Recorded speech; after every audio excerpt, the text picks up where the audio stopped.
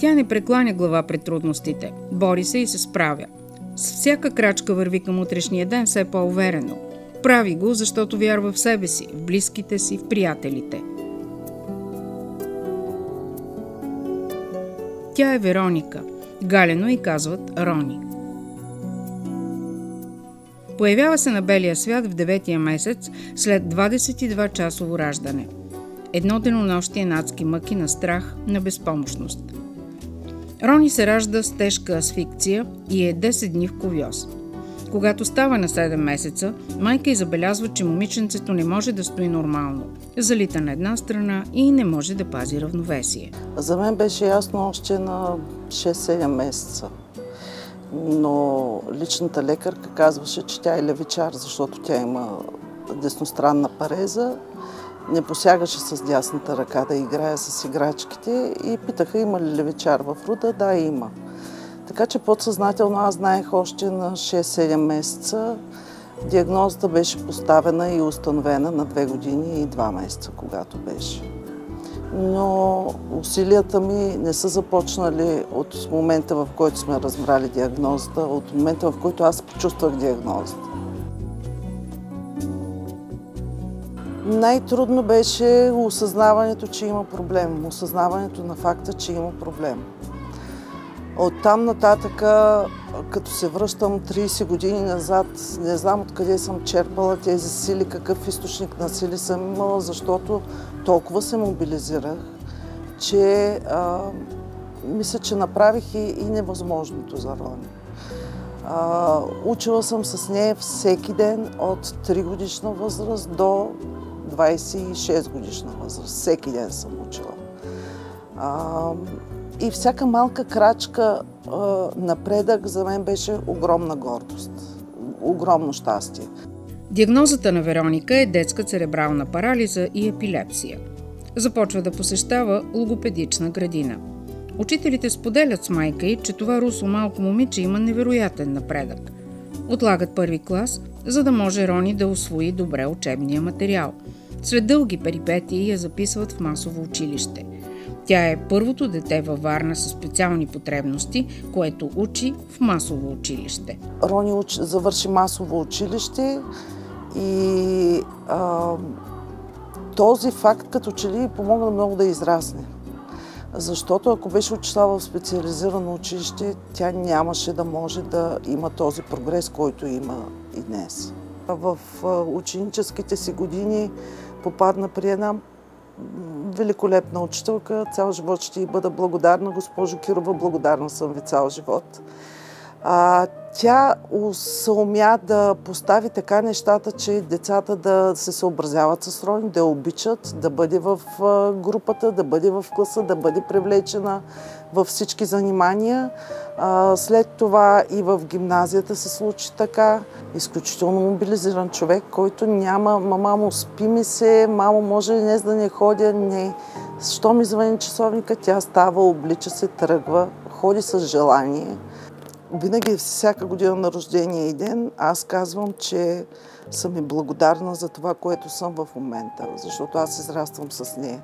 Всяка нейна крачка, зад всяка нейна крачка стоят мои 3-4 крачки. В душичката й тлее някаква страшна умора от тази борба, но въпреки всичко тя не спира и не се отказва и до ден днешен не се отказва. Като всички родители, оказали се в подобна ситуация, расте тревогата какво ще стане с детето ми, когато нас ни няма. Затова семейството взема решение да има второ дете. Синът ми се роди и бяхме изпълнени с надежда и все още сме изпълнени с надежда, че той ще бъде нейна опора, но за това гаранции няма никога.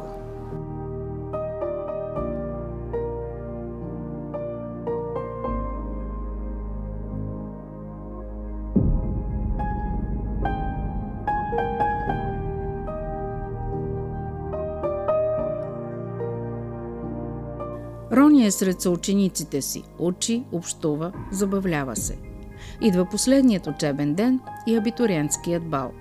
Вълнуващата вечер отминава и Вероника изпада в депресия, защото част от нейните приятели продължават да учат, други започват работа, а тя остава вкъщи. Настъпват мъчителни месеци. Това, което аз преживях, когато Рони завърши училище и не можа да се намери работа, за 3 месеца тя беше изгубила всичките си умения, които беше изграждала 20 години. Всичко. Излизаше на улицата и започваше да трепери, като види хора. Не трябва да им го причиняваме на тези деца. Те полагат свръхусилия, за да са това, което са, и ние, обществото, ги съсипваме. След завършването на училището децата изпадат в една бездна. Няма къде да работят, предлагат им се такива места за работа, които не са подходящи за способностите им и възможностите им. И децата изпадат в бездна. Има едно съчувствие, което мен малко ме дразни. Аз нямам нужда от съчувствие, имам нужда от съдействие. И появиха се някои социални предприятия, в едно от тях работи Рони, но са крайно недостатъчни за децата, които стоят без работа. Тези деца имат нужда от социални контакти. Те в много случаи са по-социални от здравите деца. И ние ги лишаваме, затваряме ги изкуствено в къщи, между 4 стени. И отново семейството застава зад Рони. Вземат общото решение момичето да бъде записано във Варненския технически университет със специалност социален мениджмънт. Следва 4 години на учене, писане и явяване на изпити. Вероника завършва семестриално. Остава и само държавният изпит. Вече има и работа, добра работа, която я удовлетворява и на която се чувства добре.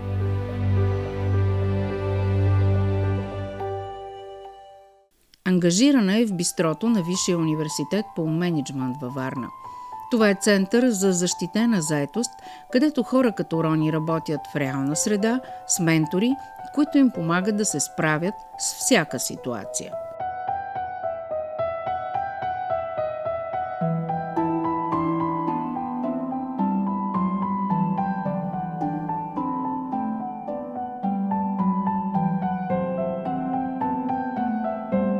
И тук работя с моя екип, който го усещам като второ семейство. Преобщавани сме, много сме любезни, много добре се разбираме. Една част сме много добри приятели, които поддържаме извън работното време. Тук контакти, излизаме.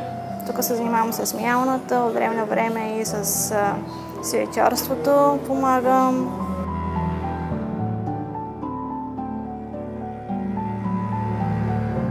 След работа Рони се среща с приятели, почиват си, забавляват се заедно.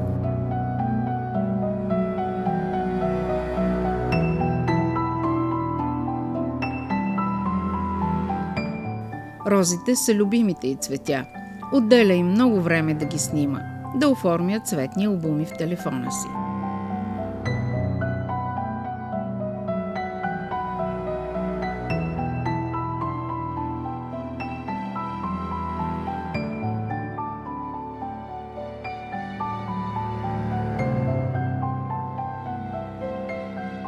Рони е горда със своя брат Момчил.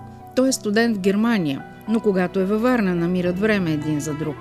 Споделят преживявания и обсъждат бъдещи пътувания. Днеска беше ли на работа? Да. Как мина?